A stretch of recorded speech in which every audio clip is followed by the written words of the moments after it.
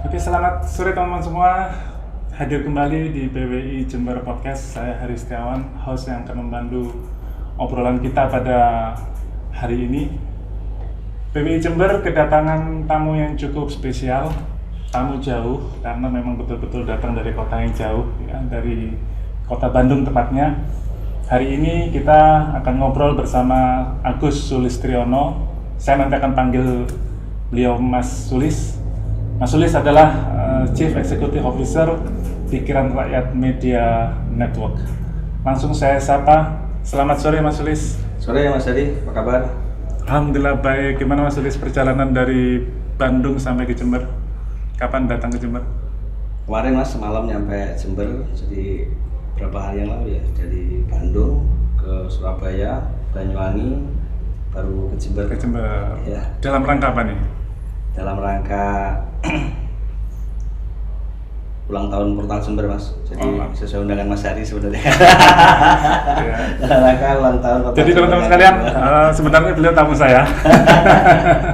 Hadir ke Jember atas undangan Portal Jember Group ya. 23 Februari akan merayakan ulang tahun yang kedua. Nah, Portal Jember Group ini sebuah mitra dari Pikiran Rakyat Media Network. Nanti kita banyak ngobrol tentang Pikiran Rakyat Media Network, atau kita singkat aja ya, lebih mudah nanti dengan sebutan PRMN.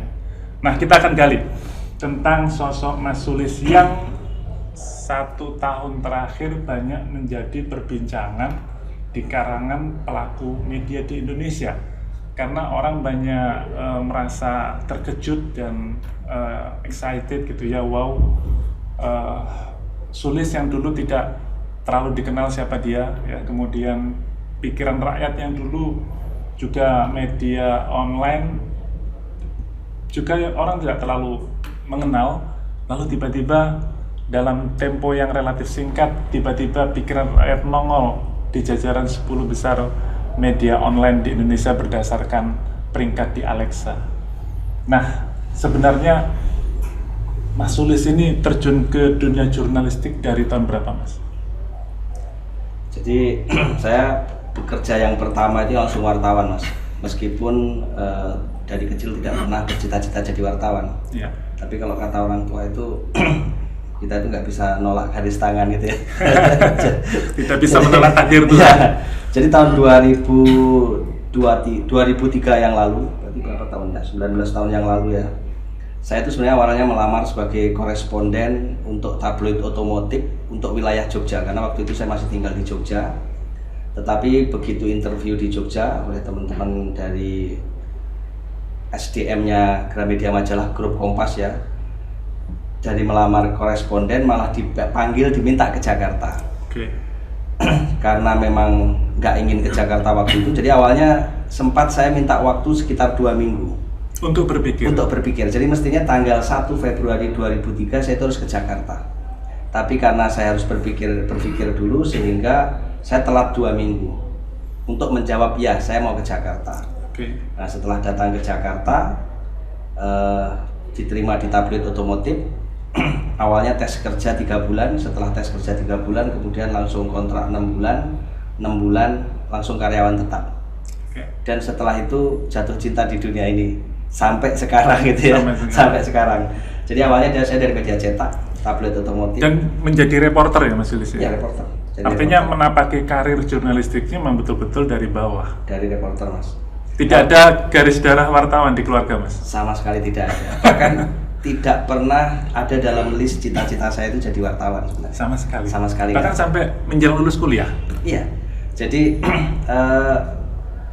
awalnya itu mungkin ya saya diterima itu karena saya STM-nya otomotif, kuliahnya otomotif. Oke. Terus kemudian jadi pembaca tabloid otomotif itu sejak saya STM kelas 2 tahun 94 berarti ya. 93, 94 saya baca otomotif sampai saya kuliah. Beberapa kali memang saya ngirim, kayak dulu tuh ada namanya Otokir. Jadi otomotif kiriman. Jadi saya bikin satu karya teknologi kayak gitu, saya kirim ke tabloid otomotif, dimuat, terus dapat uang. Okay. Jadi waktu saya melamar sebenarnya salah satunya modal itu. Ini loh contoh tulisan saya. Ada semacam portofolio. Ya, yang pernah dimuat di tabloid otomotif. Okay. Ya. Dan boleh dibilang saat itu termasuk wartawan yang termasuk cepat untuk dari karyawan tetap, karena biasanya kontrak 1 tahun tambah lagi 1 tahun. Jadi saya termasuk cepat tuh satu tahun pas jadi karyawan tetap. Jadi karyawan tetap. Kemudian menjalani hari-hari sebagai wartawan di otomotif itu selama berapa tahun? Dari 2003 sampai 2008 pertengahan saya masih dicetak full tuh. Reporter statusnya. Status reporter. Jadi kesana kemari tuh ya? Iya, reporter naik motor sana sini mas, nulis tip liputan balapan. Oke. Jadi saya dulu desknya itu satu di olahraga sport, liputan balapan, terus kemudian yang kedua itu di desk roda 2. Walaupun saya sering juga nulis di desk roda 4, dan hampir 90% tulisan saya itu tentang teknik memang. Jadi kalau sekitar tahun 2003-2008 yang sering baca tabloid otomotif pasti ini ada inisial namanya Zulis, inisial saya. Tulisannya pasti seputar tips, teknologi. Dan roda 2? Paling banyaknya roda 2. Banyak roda 2. Karena desknya di roda 2. Oke, terus berjalan sampai 2008? Sampai 2008 saya dikasih tugas baru. Waktu itu saya dipanggil oleh managing editor, Redpel ya. Sulis, ini ada surat dari corporate, kita suruh bikin portal. Jadi walaupun saat itu sebenarnya sudah ada otomotif-online.com sebenarnya, tetapi itu hanya portal online yang hanya untuk memindahkan media cetak. Terus kemudian diminta bikin portal baru. Nah waktu itu hasil meeting akhirnya namanya itu sebenarnya otomotifnetwork.com. Nah karena panjang disepakati otomotifnet.com. Nah itulah pengalaman saya bersentuhan dengan media online yang pertama kali. 2008 pertengahan lah mas. Yaitu jadi mulai dari bikin portalnya sampai jalanin sendirian. Statusnya seperti apa? Masih reporter saya mas sebenarnya mas. Jadi reporter diberi tugas tambahan? Diberi tugas yang pada akhirnya di BKO kan full. Akhirnya meninggalkan kegiatan reportase di otomotif? Iya, dicetaknya. Nah pada saat itu kan online itu siapa yang lihat mas? Sehingga banyak teman-teman itu bilang Sulis dibuang nih ya. Sulis dibuang ke digital. Kalau saya waktu itu berpikir ya enggak, orang saya bekerja baik-baik saja dan saya melihat ke depan itu memang dunia akan mengarah ke sana. Sehingga saat itu CEO Kompas Gramedia itu meminta semua media cetak di Gramedia Majalah untuk bikin portal. Karena memang sudah ada sinyal-sinyal semua indikator bisnis media cetak itu tuh sudah mulai turun. Iya. Kemudian setelah online berdiri, otomotifnet.com berdiri, Mas Sulis sebagai apa di situ? Awalnya reporter aja mas. Juga masih reporter? Masih reporter, jadi saya reporter sampai sekitar 1 tahun ya. Saya ngisi sendiri itu mas. Sendirian. Mulai dari mindahin dari cetak ke online, yang lainnya nulis sendiri. Nah ternyata di 1 tahun pertama kok sudah ada uangnya waktu itu dapat gitu ya. Terus kemudian saya dikasih kepercayaan, coba kamu nyari teman. Yang lamar terakhir itu final ada 3 orang sebenarnya, tetapi yang harus diterima cuma 2 kan kuota ya. Akhirnya saya pertama kali punya tim 2 orang. Nah ketika saya punya tim inilah saya keluar SK editor. Jadi SK-nya editor tapi suruh kelola 1 portal. Nah dari situ sampai saya benar-benar punya SK manager itu 2012 saya sudah dapat. Jadi gara-gara digital saya itu karir saya semakin cepat. Kalau saya tetap di media cetak mungkin mentok-mentoknya editor. Dan bisa-bisa udah pensiun dini. Bisa jadi. Jadi saya penugasan saat itu menurut saya titik balik dalam hidup saya sebenarnya. Titik balik yang sebenarnya juga tidak akan pernah terprediksi di masa depan akan seperti apa. Iya. Jadi ditugaskan di media online yang waktu itu orang pada nggak mau pegang gitu ya, nggak tahu kenapa yang dipilih. Karena dianggap orang buangan. Gitu. Orang yang anggap orang lain. Iya, emang nggak pernah. Dan sampai sekarang saya belum tanya sih kenapa dulu pilih saya gitu. Terus 2000 gara-gara otomotifnet lah karir saya. Bahkan editor saya di tabloid otomotif pun saya salib duluan, saya manajernya. Jadi banyak senior-senior yang secara SK itu kesalip saya karena saya yang lain jalurnya cetak, saya terus kesamping jalur online. Online. Terus kemudian Mas Sulis juga kita semua tahu pernah memimpin Grid Network, grid.id. Itu gimana cerita Mas? Jadi panjang Mas. Saya di otomotifnet.com itu sampai 2014 sebenarnya. Jadi saya pegang otomotifnet.com itu sampai 2012. Terus di dalam perjalanannya itu saya dikasih tugas lagi untuk bikin namanya otomotif digital media. Nah di situ saya ditunjuk sebagai manajer ya sekaligus sebagai pemret di Otomotifnet pada akhirnya, karena pemret itu selevel manajer kalau di Kompas. Saya dapat SK itu. Nah otomotif digital media itu kalau saat ini sebenarnya kayak ini mas, kayak PRMN yang pegang IT-nya dan lain sebagainya. Jadi di otomotif digital media saya boleh rekrut programmer, web design. Nah tim ini khusus mengelola portal-portalnya di Otomotif Group. Nah karena saat itu Otomotif Group itu ada banyak mas, ada tabloid otomotif, Motor Plus, ada majalah motor, kalau nggak salah 8 apa 9. Nah karena konsepnya dulu itu adalah otomotif network berjaringan, maka saat itu sebenarnya saya udah bikin portal yang model subdomain mas. Ada motorplus.otomotifnet.com, majalah motor. Sebenarnya saat itu sudah mulai bermain di situ. Nah kemudian 2014 Otomotifnet dikembalikan ke cetak. Saya tidak pegang lagi full Otomotifnet. Terus otomotif digital medianya itu dilebur dengan departemen digital yang lain di Gramedia Majalah. Jadi saya dilebur ke situ, terus kemudian saya jadi digital manager untuk kayak digital services itu mas. Tapi nanganin Gramedia Majalah, termasuk saya dulu masih ingat tentang itu Scoop, Wayang Force, jualan majalah digital yang ditaruh di yang bisa di-download di handphone itu. Saya pegang itu sampai akhirnya 2016 akhir ada utusan direktur dari Tribun datang ke majalah untuk bikin satu portal di grup majalah tempat saya. Kemudian bikinlah grid.id itu. Nah dari 3 orang kandidat saya dipilih jadi pemret sama Pak Dahlan Dahi. Nah beliau pilih saya, ya sejak saat itulah saya dibimbing Pak Dahlan bikin grid.id sekaligus jadi pemret yang pertama. Itu tahun berapa? 2017 Februari, tanggal 28 mas. 28 Februari 2017 itu adalah lahirnya grid.id network sebenarnya.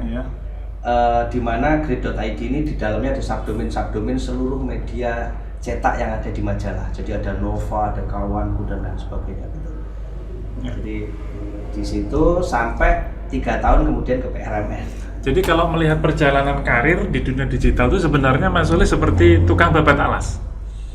Bisa jadi mas. Karena di Grid itu saya orang pertama itu juga. Makanya tadi dicetak, berkarir di sana, kemudian diminta bikin otomotif.net juga sebagai orang pertama gitu kan. Kemudian berkembang ya, sebagai unit bisnis sampai ke digital services, lalu kemudian diminta membangun grid.id.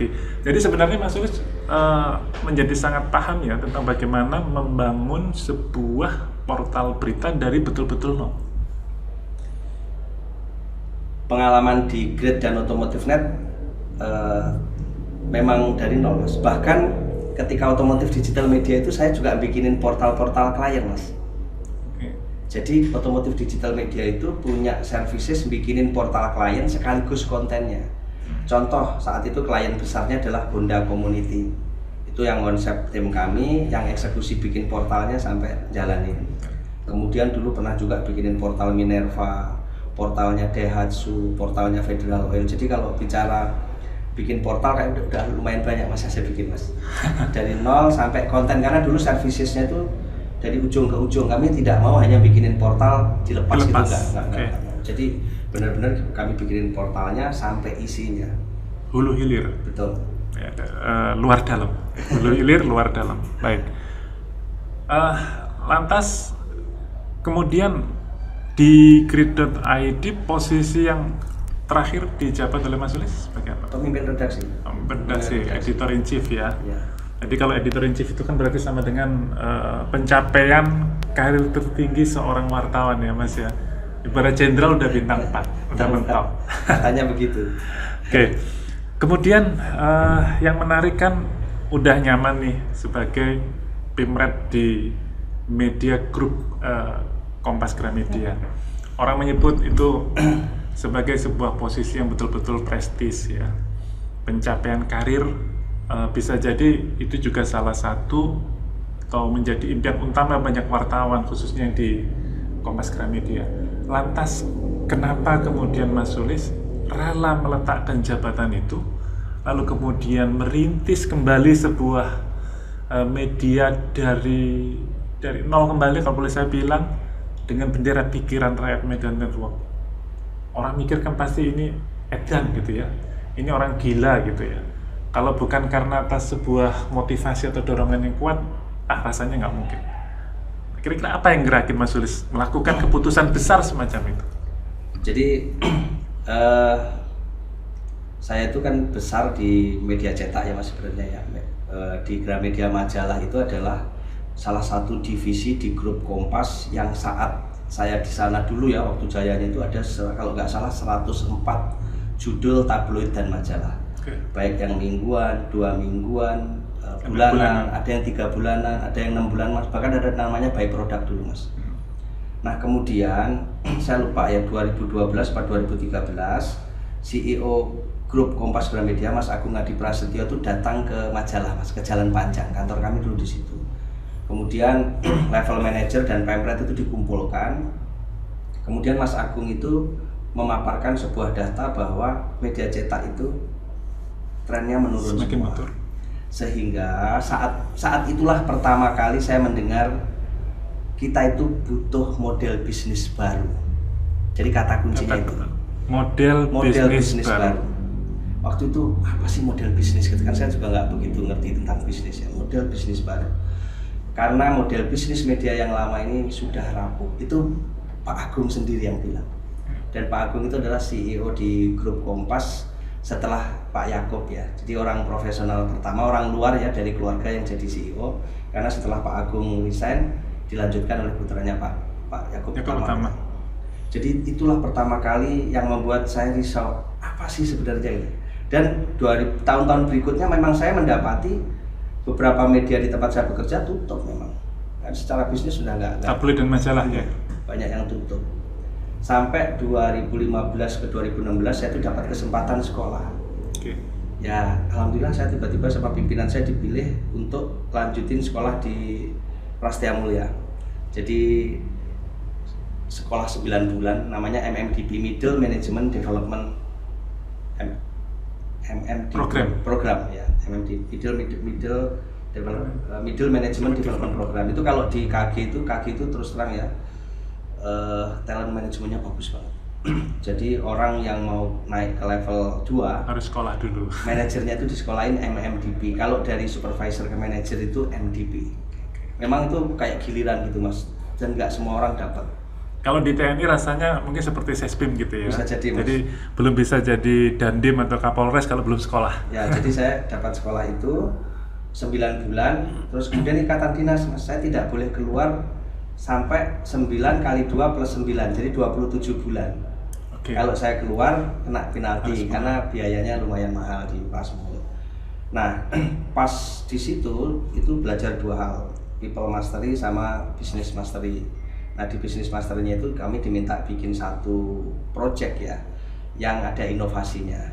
Nah, saat itu saya mengusulkan tentang model bisnis media baru. Walaupun setelah itu tidak disetujui sehingga harus saya ubah tugas akhir saya itu. Tetapi semangat saya meneliti tentang model bisnis baru tadi terus ada. Sampai akhirnya saya jadi pemret grade itu lebih terasa lagi sebenarnya. Bahwa ternyata memang butuh relevansi yang baru. Betul, jadi ketika saya jadi pemret grade itu lebih terbuka lagi datanya. Dari data studio itu saya hitung sebenarnya seseorang itu layaknya atau kontribusinya berapa dan lain sebagainya, saya hitung betul. Dan pas saya pemret grade itu juga saya dipilih untuk ikut satu tim lagi namanya Blue Ocean Shifting. Jadi ada utusan dari beberapa divisi Gramedia Majalah dikumpulkan untuk bikin satu proyek baru lagi, namanya Blue Ocean Shifting. Nah, saya jadi ketua timnya. Jadi ketua tim itu lumayan lama juga di situ. Nah, itu sebenarnya saya udah mulai ngitung tentang model bisnis yang PRMN itu sampai jadi proposal bisnis lah kurang lebih itu. Tetapi lagi-lagi kan nggak bisa dijalankan di tempat saya sebelumnya kan. Nah terus kemudian ketemulah PR gitu ya. Ya garansinya waktu itu adalah kalau mau menjalankan model bisnis ini full, saya bersedia resign dari KG. Itu adalah bagian saya meyakinkan kepada calon investor bahwa saya serius, saya nggak main-main dan saya meyakini bisnis model ini. Kalau Mas, saya 17 tahun di Kompas Gramedia di posisi Pemret loh. Sudah sangat nyaman. Iya nyaman Mas. Istilah kata saya masuk siang, sore nggak nek wong nyolek-nyolek Mas. Iya. Jadi saya harus benar-benar saya lepaskan itu untuk menjalankan sesuatu yang saya yakini. Lantas sebenarnya begitu ngomong tentang model bisnis baru, sebenarnya apa yang mengusik kegalauan Mas Sulis sampai kemudian sebenarnya dari riset itu akhirnya ketemulah masalahnya, tetapi begitu dirumuskan ternyata tidak kompatibel mungkin di tempat kerja yang lama. Jadi gini Mas. Apa sih problem sebenarnya dari temuan itu? Yang pertama gini, saya kalau di bisnis plan itu kan ada unsur SDM, operasional gitu ya, ada revenue kayak gitu kan.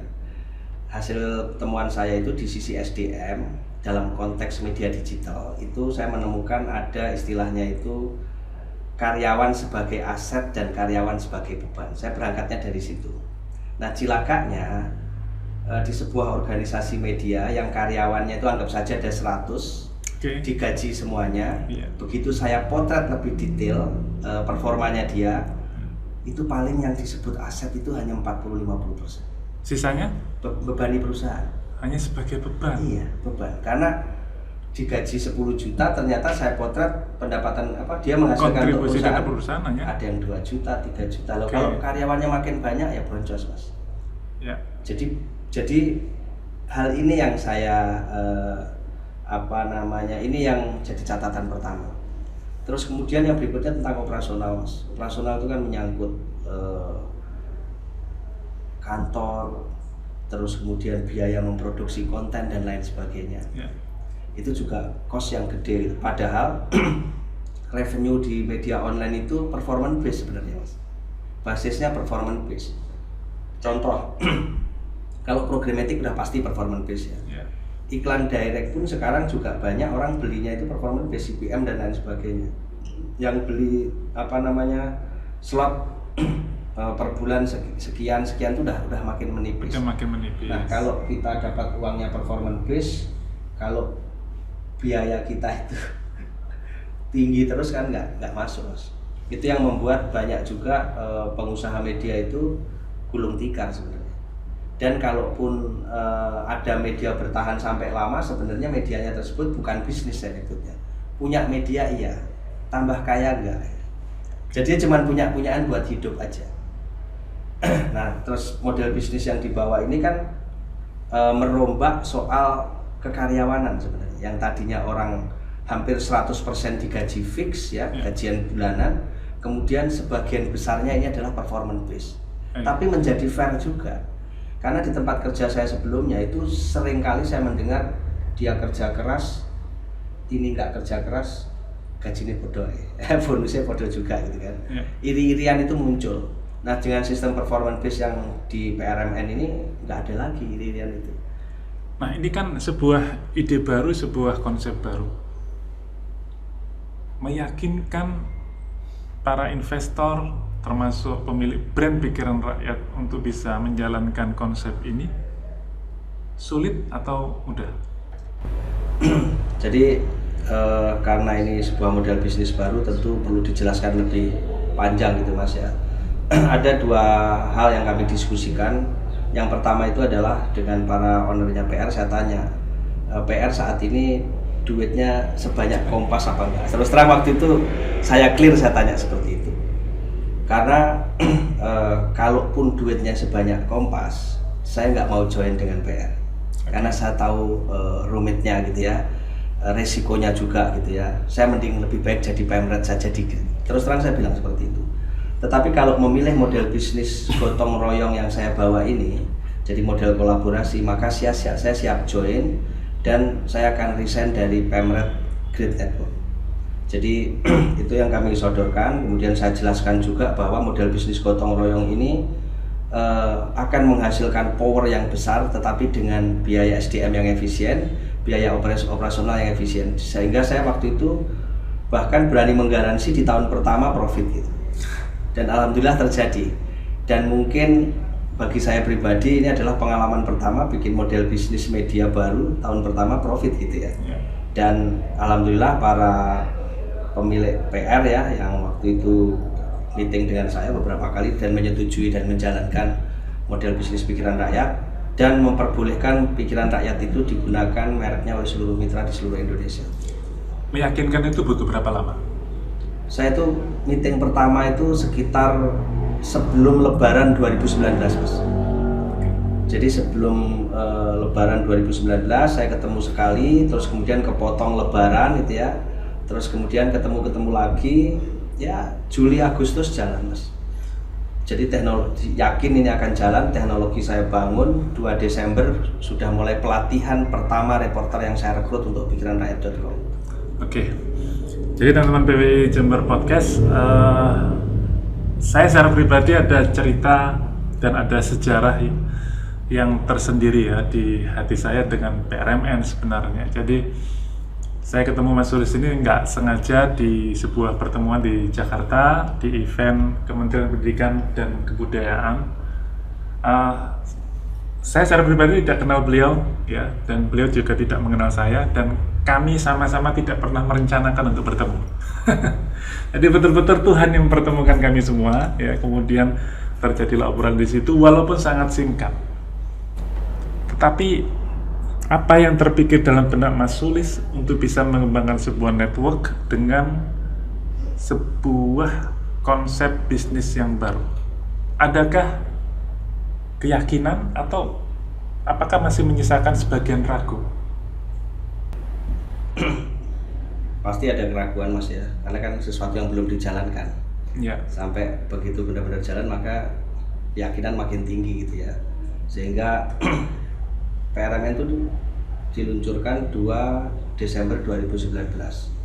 Saya menghubungi beberapa teman sebenarnya. Jadi saya list teman-teman saya yang mantan wartawan gitu ya, yang sudah tidak bekerja lagi untuk menjalankan model bisnis ini.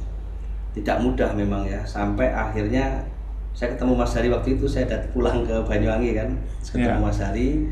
Bahkan Mas Hari pun sebenarnya saya tidak sangat paham. Iya, sejak saya kirim proposal saya ke Mas Hari kan itu delaynya agak lama itu, Mas. Ya, dan banyak pertanyaan gitu, banyak pertanyaan. Iya, delaynya agak lama, dan sebenarnya tidak hanya Mas Hari saja gitu ya. Cuman memang yang berjodoh pertama adalah Mas Hari.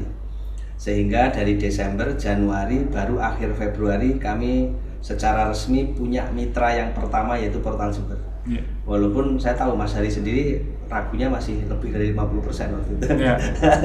Ragunya banyak gitu ya. Banyak ya.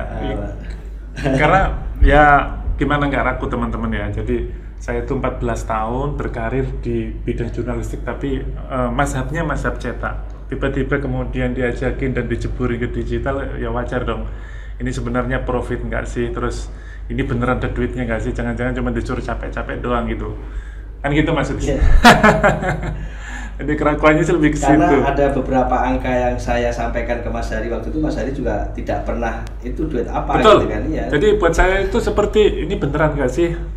Ya mohon maaf saja ya. Karena ketidaktahuan, coba bayangin orang demikian obral gitu ya. Ini gimana sih media online itu? Dia bikin konten gaji wartawan. Ada liputan kesana kemari, itu semua ada ongkosnya. Lalu kemudian orang demikian mudah mengkonsumsi konten gratis. Emang duitnya dari mana gitu? Itu pertanyaannya saya tanya ke Mas Sulis sampai ke Banyuwangi. Emang duitnya dari mana sih, Mas? Mas boleh ceritain nggak? Sebenarnya di media online itu sumber duitnya itu apa aja sih jenisnya? Ya sebenarnya yang pertama sumbernya sama Mas, iklan intinya dari prinsipnya adalah iklan. Okay. Cuman iklan dari brand ya, dari pemasang iklan sampai nyampe ke media ya. Itu antara media cetak dan media online itu berbeda. Kalau media cetak itu caranya cuma satu, sales, jualan ke brand, pasang. Pasang. Ya. Okay. Kalau di itu paham saya, Pak. ya kalau di media online itu cara ini masih ada, cara konvensional. Ada sales yang door to door jualan, pasang iklan, masih ada. Tetapi sebenarnya ada cara berikutnya yang disebut dengan programmatic agency. Ya salah satunya adalah Google sendiri itu sebenarnya kan agency sebenarnya. Agency iklan. Dan ada agensi-agensi yang lain. Jadi brand pasang iklan ke Google, karena Google nggak punya media, pasang iklan ke media kita. Nah, Google siapkan alat ukur dan lain sebagainya. Nah, kalau trafiknya naik, ya duit yang dari Google naik juga, sesimpel itu sebenarnya, Mas. Jadi ujungnya ya duit dari iklan. Tetapi proses pemasangan iklan yang programmatic tadi itu kan semakin mudah gitu ya, nggak perlu ketemu orang, bisa kita set budgetnya, bisa kita set untuk pembaca yang profilnya seperti apa, dan harganya kompetitif gitu, dan fair banget gitu, terukur gitu. Nah, ini teman-teman yang bedain di mazhab koran atau media cetak dengan digital adalah iklannya sangat terukur ya, audiens bisa dicek itu yang melihat iklan berapa banyak, kan begitu kira-kira Mas Sulis ya.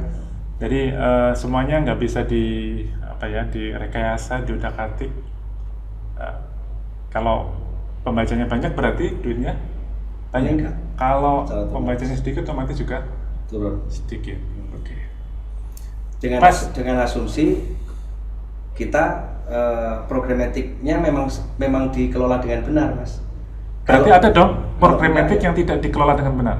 Ya banyak, Mas. Jadi kita juga harus kita petakan inventorinya dan lain sebagainya. Karena ada juga orang yang trafficnya naik tapi duit iklannya lebih kecil, banyak juga gitu. Banyak juga yang kayak ya, karena tidak melakukan manajemen iklan programmatik dengan benar. Oke. Jadi itu satu kerumitan tersendiri dalam mengelola media online. Orang mungkin melihat PRMN mirip dengan media network yang lain yang sudah pernah ada sebelumnya, Mas Sulis. Orang melihatnya kan PRMN punya banyak kawan gitu ya, punya banyak portal-portal di bawahnya. Sepintas ke orang kalau hanya ngelihat websitenya doang, ya orang nggak bisa terlalu membedain apa beda network di Tribun misalnya, apa beda network di Suara misalnya, apa beda network di PRMN.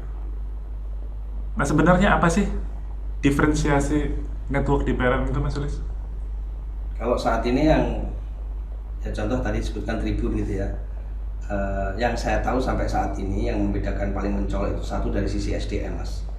Kalau di Tribun itu seluruh SDM-nya digaji gitu ya, digaji bulanan berbasis ada yang UMR dan lain sebagainya. Intinya Tribun berani ambil resiko, misalkan menggaji seseorang 5 juta gitu ya, perkara seseorang tersebut ngasilin 1 juta, 2 juta atau 10 juta, itu resikonya Tribun gitu ya. Nah kalau di PRMN ini membuka cara baru, yaitu penulis itu sebenarnya statusnya kebanyakan adalah koresponden, tetapi koresponden gaya baru.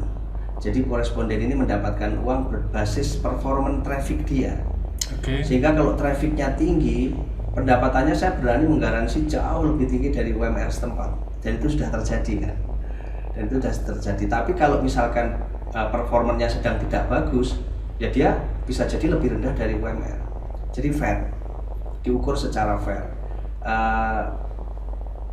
Sehingga banyak kok sampai 2 tahun terakhir perjalanan PRMN ini seorang penulis gajinya mungkin kalau di UMR setempat itu bisa kerja 2 tahun ada.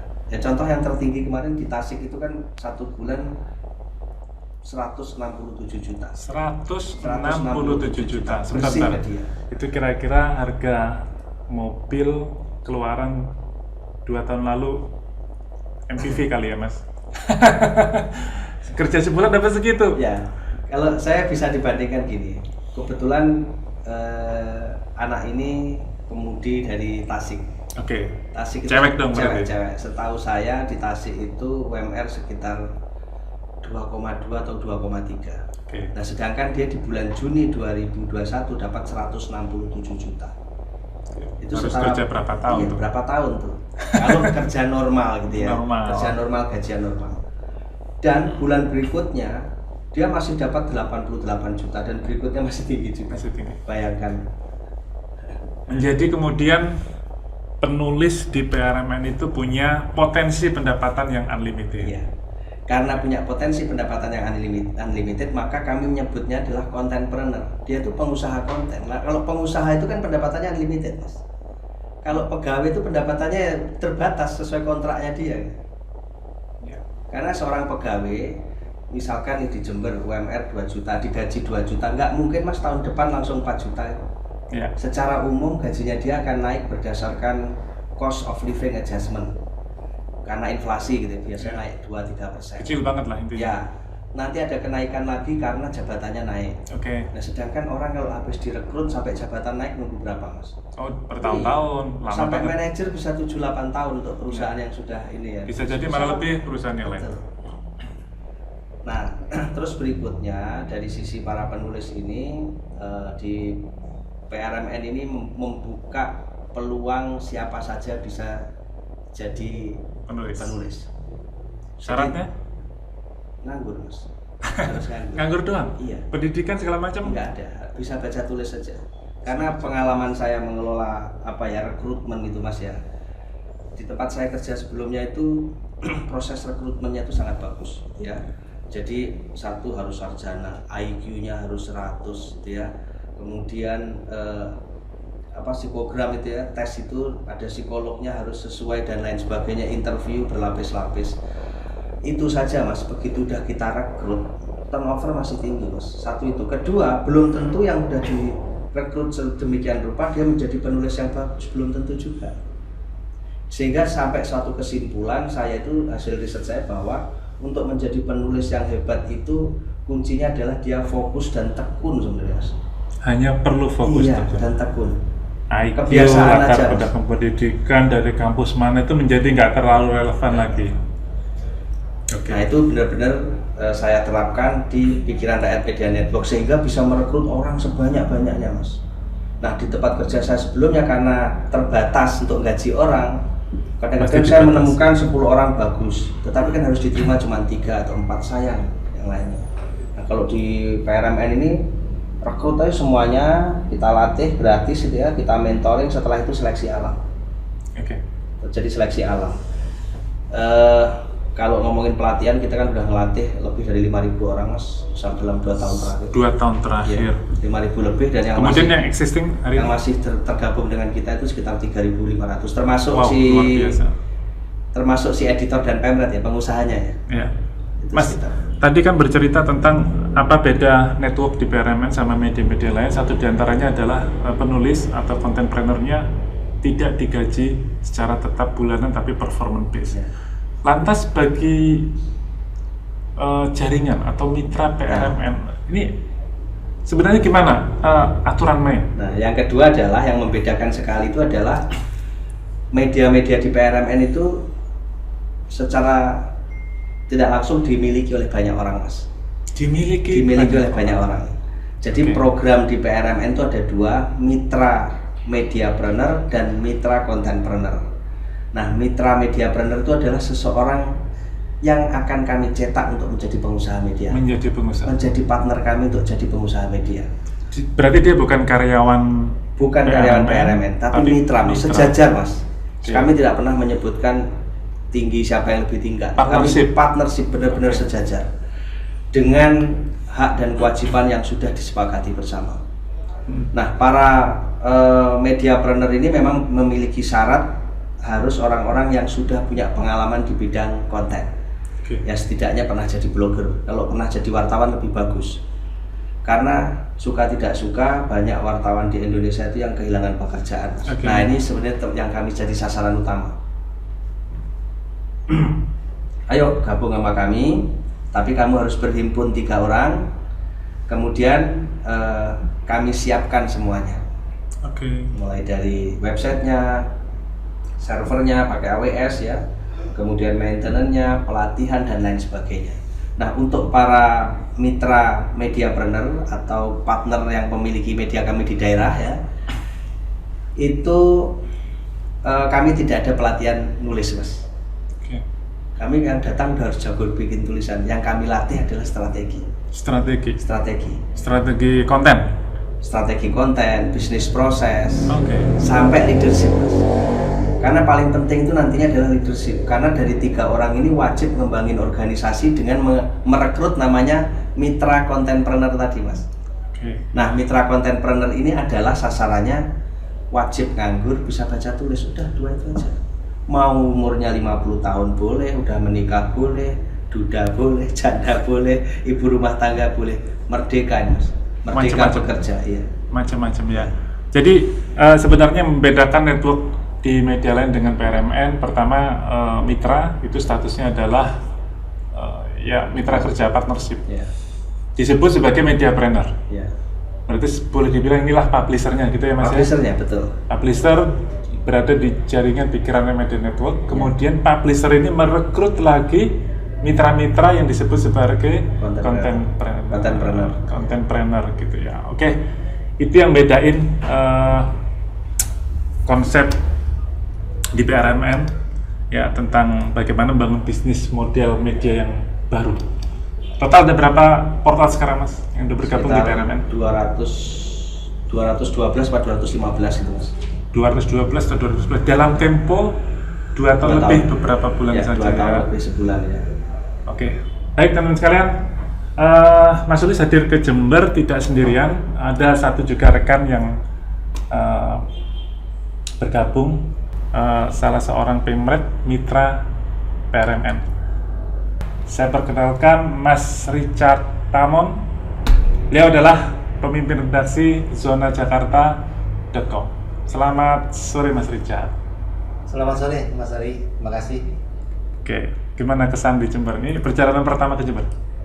Jujur memang ini pertama kali. Pertama kali ke Pertama Jember. kali.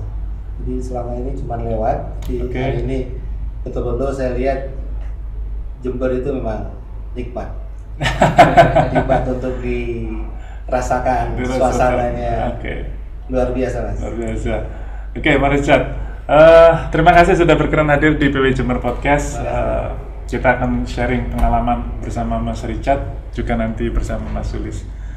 Mas Richard ini pemimpin redaksi Zona Jakarta.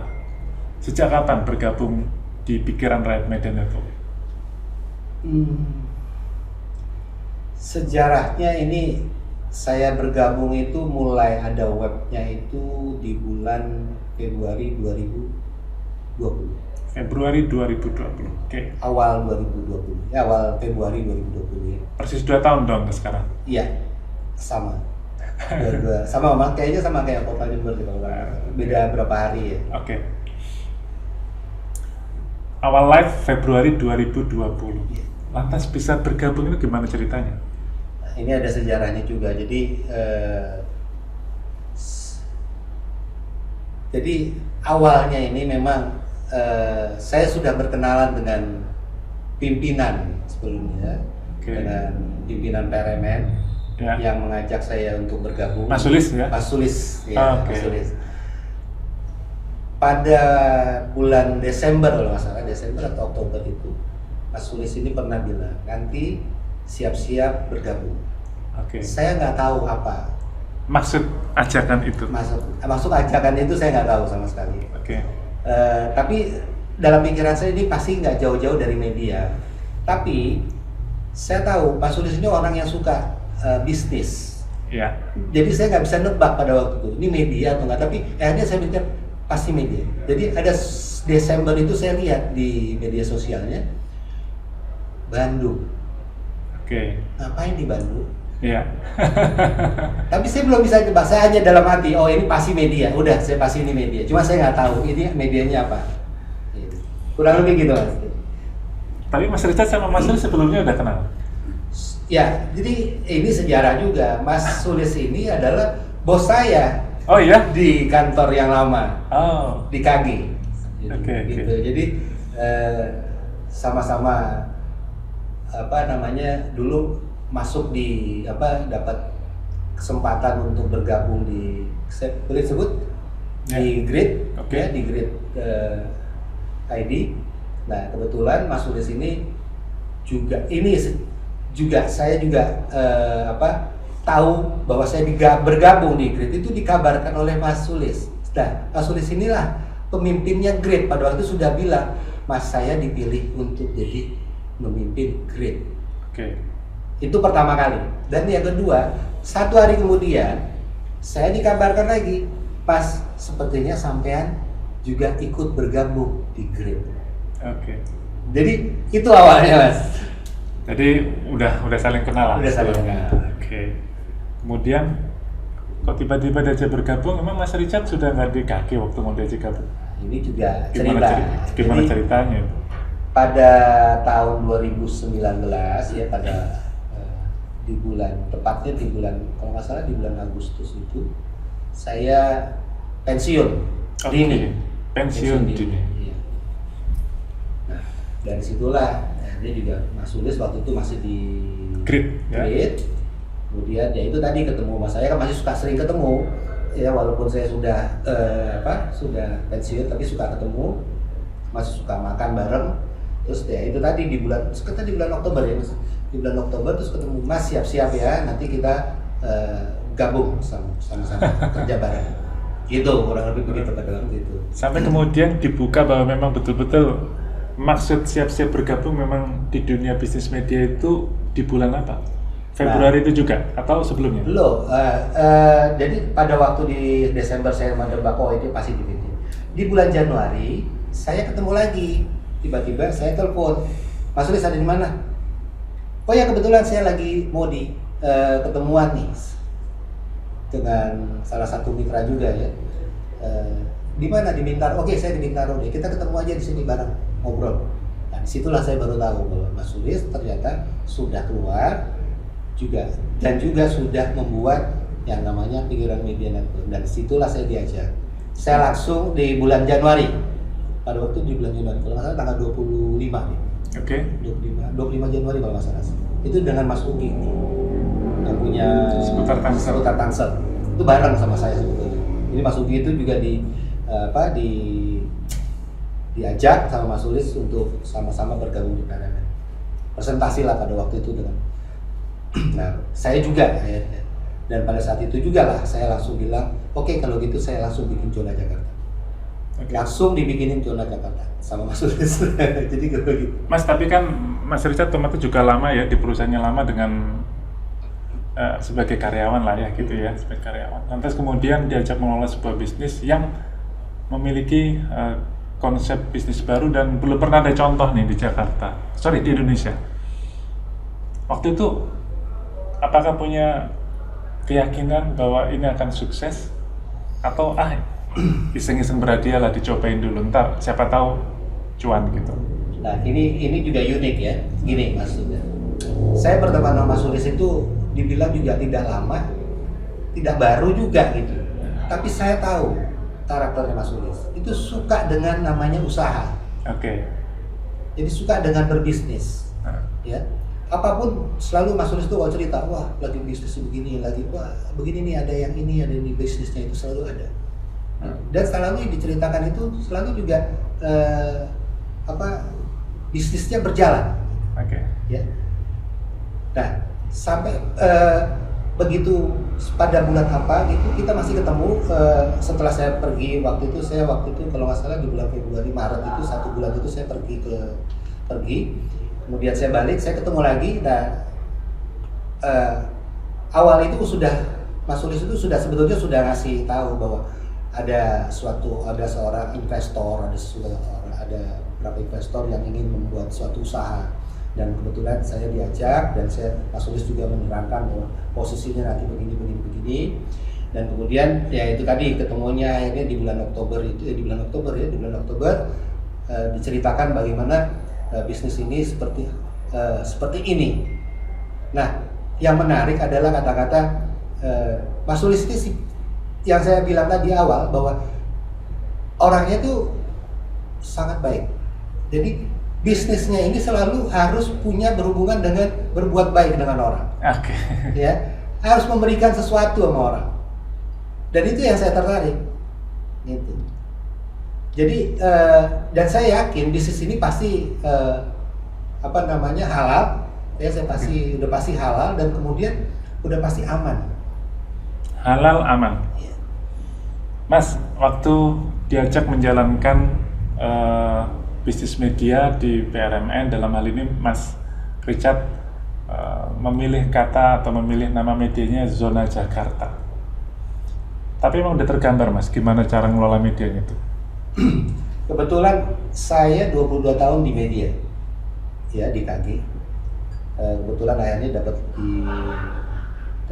apa namanya istilahnya pensiun dini lah ya. Ya. Jadi saya tahu suatu proses medianya saya tahu, tapi bisnisnya saya jujur saya juga belum tahu. Tapi secara pembicaraan ya harus dilakukan apa dalam bisnis media sedikit tahu. Tapi ya untuk secara detail saya juga tidak tahu. Jujur itu saya tidak tahu. Tapi yang saya pastikan adalah bisnis yang apa yang ditawarkan oleh Mas Sulis ini adalah bisnis yang halal, aman ya. Tadi berangkatnya berbagi. Mas Sulis, ini kalau lihat sejarah dengan Mas Richard sebenarnya bukan orang yang baru pertama kenal ya. Apa memang waktu pertama mengembangkan PRMN terpikir adalah saya harus mengajak orang-orang terdekat atau seperti apa? Atau memarketingkan ini secara khusus? Jadi pasti saya bikin list sebenarnya Mas, teman-teman saya, terutama yang kena PHK sebenarnya Mas, atau yang sudah di pensiun. Ya. Jadi kan sudah bukan asing lagi ya, sebenarnya banyak teman-teman kita yang profesinya jurnalis dari tahun 2014 itu banyak yang pensiun dini, kehilangan pekerjaan ya. Gitu ya.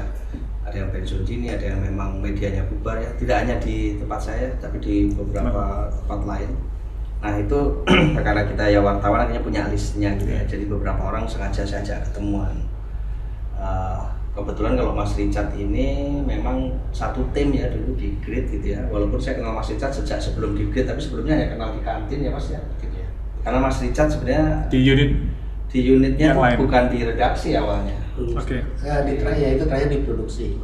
Jadi ketika masuk di tim Grid, karena Grid itu dulu adalah utusan dari departemen-departemen lain, unit-unit lain. Salah satunya Mas Richard. Kemudian di Grid, Mas Richard baru deh mulai belajar di jurnalisnya sebenarnya. Karena saya tahu teman ngerokok, teman ngopi gitu ya. Saya masih ngerokok. Nah, begitu mau jalanin ini, Mas Richard masuk dalam daftar. Masuk dalam target TO gitu ya. Target operation. Jadi masuk dalam daftar. Tapi portalnya Mas Richard kalau nggak salah jalan setelah Mas Hari ya, sekitar Maret atau April. Iya. Setelah Mas Hari. Cuma 1 minggu lah. Cuman ngobrolnya udah lama, tapi memang saya rahasiakan karena kan saya belum resmi resign waktu itu kan. Walaupun saya minta resign itu dari Desember. Saya benar-benar resmi resign dari Grid itu Februari 2020 karena pas ulang tahun Grid yang ketiga. Jadi masih sempat dirayakan sama teman-teman kan pas ulang tahun, sekaligus saya pamitan. Oke. Mas Richard, setelah bergabung ke PRMN, kemudian menyelami bisnis prosesnya, apa yang Mas Richard rasakan? Nah ini pada waktu saya diajak itu kan PRMN ini tujuannya ini berbagi Mas. Jadi dari mana sih berbaginya Mas? Saya juga tanya dari diri sendiri, dari mana? Oh, yang jelas bisnis itu kan harus menguntungkan bagi saya. Terus modalnya ya cuma mau kerja dan harus nulis segala macam untuk mengisi web. Ya, artinya web itu kan harus jalan. Yeah. Disitulah karena saya tahu ya, karena saya juga di media ya, saya tahu bahwa yang media cara bisnisnya ya cuma harus isi dulu, itu yang saya tahu dulu gitu kan. Yeah. Terus ya sesuai target harus kita penuhi gitu kan, dan akhirnya saya bilang oh iya harus menambah nih isi-isinya yang web gitu kan, usaha bagaimana saya harus jalan, harus mengerti gitu. Ya situlah proses jalannya Mas. Ya. Awal menjalankan Zona Jakarta tentu kan berangkat dari nol ya Mas ya. Ini kan media yang sebelumnya belum pernah ada ya. Belum ada. Oke. Menjalankan dari nol, kemudian pasti butuh proses yang tidak sebentar ya. Pasti berbulan-bulan sampai kemudian betul-betul menghasilkan secara bisnis. Kalau boleh tahu Zona Jakarta berapa lama sampai kemudian ini udah betul mulai kebentuk nih revenue-nya gitu? Pertama jalan itu kan di awal Februari, dan awal Februari itulah dimulainya pandemi. Yeah. Ya.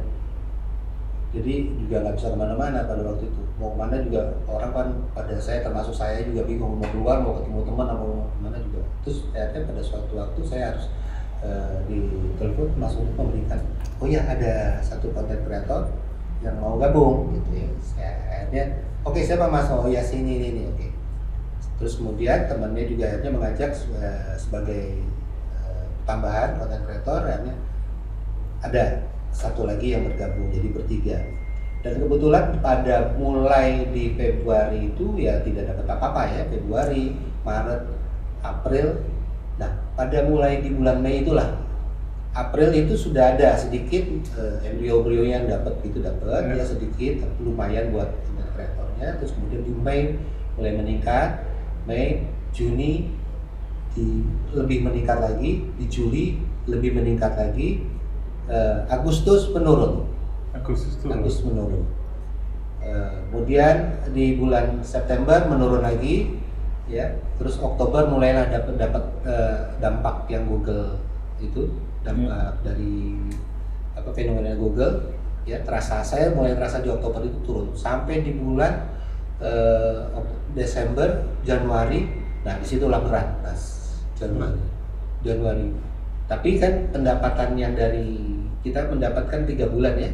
Nah itulah kebetulan masih ada tabungan yang sedikit itu, akhirnya bisa oke, apa yang saya harus jalankan. Nah situlah proses belajar bisnisnya dimulai di situ juga akhirnya kan. Selain itu harus bagaimana, harus melakukan apa, itu yang saya ya segala riset segala macam ya saya butuhkan di situ, saya sendiri itu saya jalankan. Nggak boleh kemana-mana pada waktu itu kan. Pandemi kan harus di rumah tuh. Bulan Mei kan makin parah itu kan. Ya Juni itu nggak boleh kemana-mana. Akhirnya ya ketemulah harus bagaimana jalannya, harus lakukan apa, bagaimana. Dan situlah 7 bulan Mas, 7 bulan saya kurang lebih harus menanti 7 bulan lagi untuk mendapatkan hasil yang baik. Sampai hari ini Zona Jakarta udah punya berapa penulis atau konten kreator? Konten kreator saya punya ada sekarang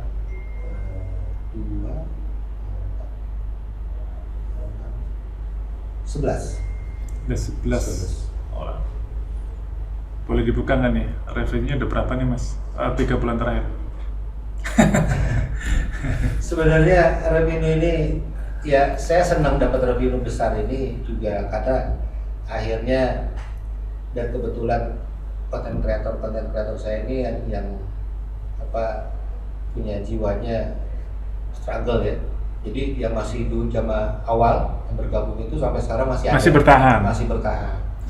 Ada juga yang baru yang bergabungnya juga sudah lama ya, di sekitar masih bulan Mei gitu juga masih bergabung, dan mereka mendapatkan yang di atas 10 juta.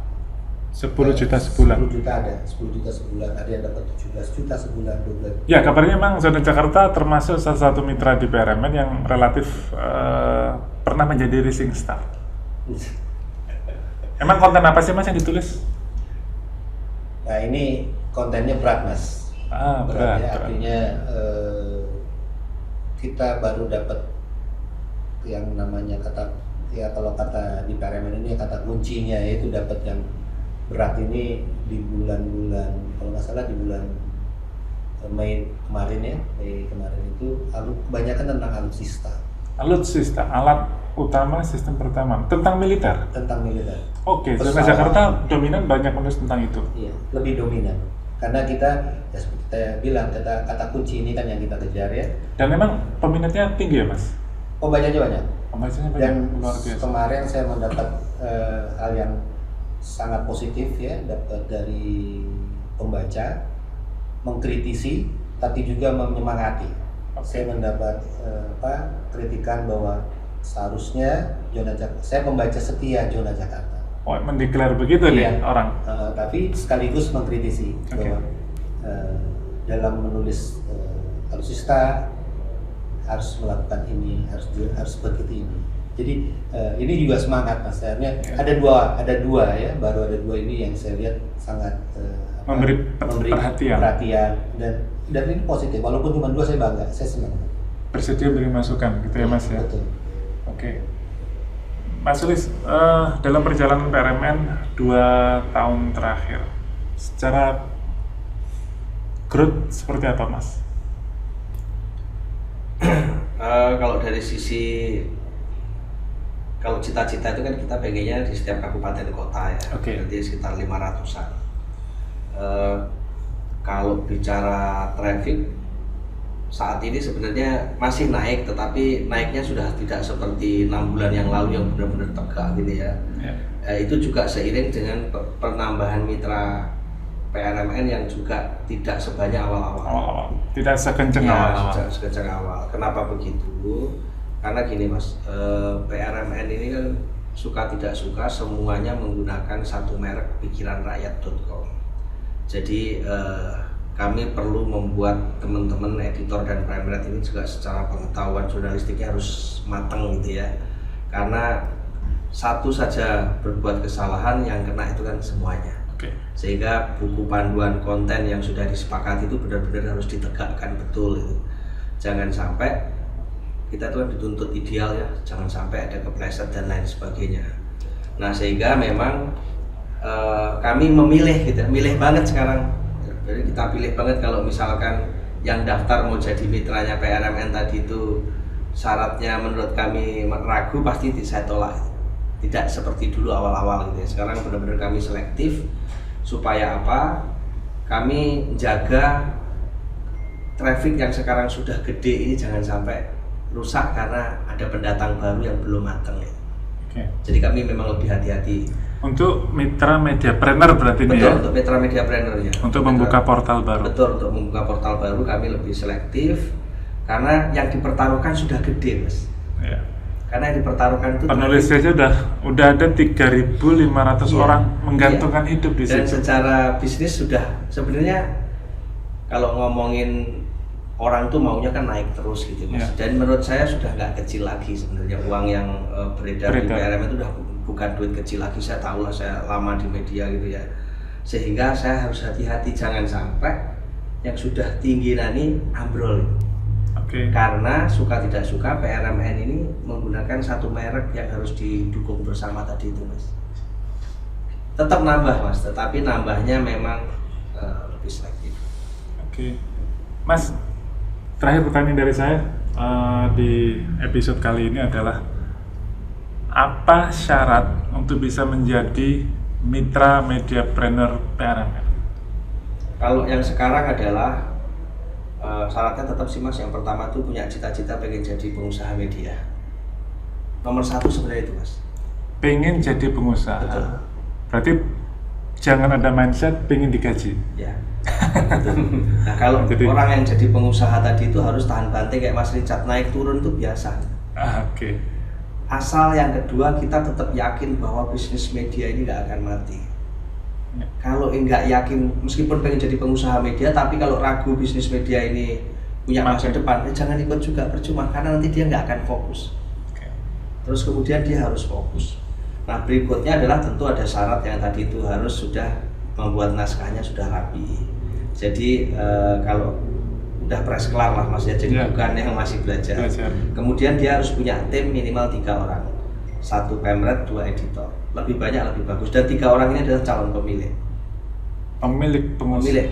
media mitra kita. Cukup itu aja. Bisa diceritakan Mas, profil mitra-mitra di PRMN yang sukses itu biasanya yang seperti apa? Mungkin ini perlu diketahui nih buat teman-teman yang kali aja setelah mendengar tayangan ini, mengikuti tayangan ini mereka tertarik gitu. Sebenarnya sama seperti rencana awal sih Mas, bahwa PRMN ini sebenarnya didedikasikan untuk rekan-rekan jurnalis yang mau pindah kuadran dari karyawan jadi pengusaha. Ya contohnya Mas Hari dari wartawan jadi pengusaha, Mas Richard gitu ya. Hampir semuanya seperti itu. Kalaupun ada mitra-mitra yang baru, bukan dari wartawan yang lama ya, itu biasanya sudah berkarir jadi konten kreator 1 tahun. Setelah itu baru bikin portal baru, dan ini pun juga biasanya masih dipandu oleh pemret yang sebelumnya. Yang lama. Ya. Kalau kita kan nyebutnya mitra itu ya. Jadi kalau bicara profilnya hampir secara keseluruhan memang teman-teman wartawan kita sendiri Mas ya. Makanya saya sering bilang bahwa PRMN ini adalah fenomena semua wartawan bisa jadi pengusaha media. Itu ya, semua wartawan bisa menjadi pengusaha media asal ada kemauan, Lewat asal PRMN mau fokus, bisa. asal mau fokus. Oke. Terima kasih Mas Sulis, Mas Richard atas obrolan ini luar biasa bersama PWI Jember Podcast. Moga-moga obrolan kita bermanfaat ya, dan tentu kita semua berharap semua kebaikan yang diusung oleh PRMN bisa makin menyebar luas dan makin banyak wartawan bisa menjadi pengusaha media.